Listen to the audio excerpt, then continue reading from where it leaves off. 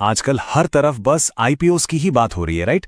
पर कभी सोचा है कि जब कोई नई कंपनी मार्केट में आती है तो उसके शेयर का प्राइस डिसाइड होता कैसे है? आखिर कौन डिसाइड करता है? इसके पीछे ना एक सीक्रेट डॉक्यूमेंट है। चलो आज इसी राज से पर्दा उठाते हैं। यही तो है मिलियन डॉलर क्वेश्चन। हम सब सुनते हैं कि एक कंपनी आईपीओ ला रही है, पर उसके एक शेयर की कीमत क्या होगी, ये ऑफर आने से पहले तय कैसे हो जाती है? इसका कोई सेट फॉर्मूला है या कोई और ही तरीका है? इसका जवाब आपसे कहूं एक बहुत ही खास डॉक्यूमेंट में छुपा हुआ है।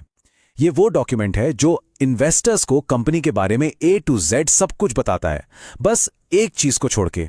और वही इसकी सबसे इंटरेस्टिंग बात है। और उस डॉक्यूमेंट का नाम है रेड हेरिंग प्रोस्पेक्टस या RHP। हाँ, आई नो, नाम थोड़ा अजीब है ना, रेड हेरिंग, लेकिन इसका काम बहुत इंपॉर्टेंट है। बेसिकली ये कंपनी की पूरी जन्म कुंडली है, लेकिन इसमें दो सबसे क्रूशियल चीजें मिसिंग होती हैं: फाइनल प्राइस और कितने शेयर्स इश्यू होंगे। चलो इसे एक सिंपल एग्जाम्पल से समझते हैं। इमेजिन करो एक फैंसी रेस्टोरेंट में गए हो जहां मेनू पर सारी डिशेस लिखी हैं, पर उनके आगे प्राइस नहीं लिखा। डिश तो पसंद करनी है, पर बिल कितना बनेगा ये आखिरी में ही पता चलेगा। RHP बिल्कुल वैसा ही है। तो सवाल यह है कि अगर RHP में प्राइस ही नहीं है तो फिर प्राइस डिसाइड होता कैसे है? बस यही पर काम आता है बुक बिल्डिंग प्रोसेस। ये एक ऐसा तरीका है जिससे कंपनी मार्केट से ही पूछती है, बताओ हमारे शेयर्स के लिए कितना पैसा देने को तैयार हो।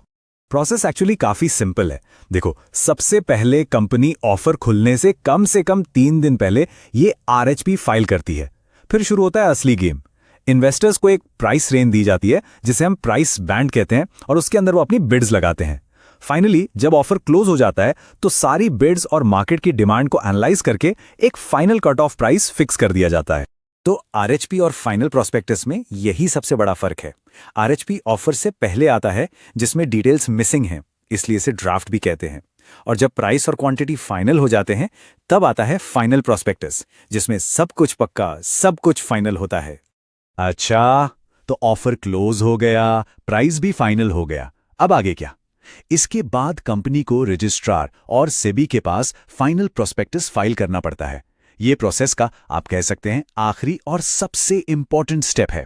मतलब इस फाइनल डॉक्यूमेंट में वो सारी इंफॉर्मेशन होती है जो RHP में नहीं थी, जैसे कि कंपनी ने टोटल कितना पैसा मार्केट से उठाया, हर शेयर का फाइनल क्लोजिंग प्राइस क्या फिक्स हुआ, और हाँ, अगर RHP से कोई भी बदलाव हुआ है तो वो भी मेंशन करना जरूरी है। तो अब RHP का पूरा राज खुल चुका है।